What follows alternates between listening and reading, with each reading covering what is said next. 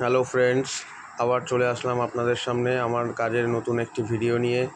এটি একটি ফ্ল্যাটের ডোর এবং মডিউলার কিচেন এবং মেন গেটের ডিজাইন। এটি পুরো কাজটি সম্পূর্ণ আমার হাতে নিজে করা। কাজটি ভালো লাগলে একটি লাইক করে দেবেন এবং আমার চ্যানেলটিকে সাবস্ক্রাইব করে দেবেন।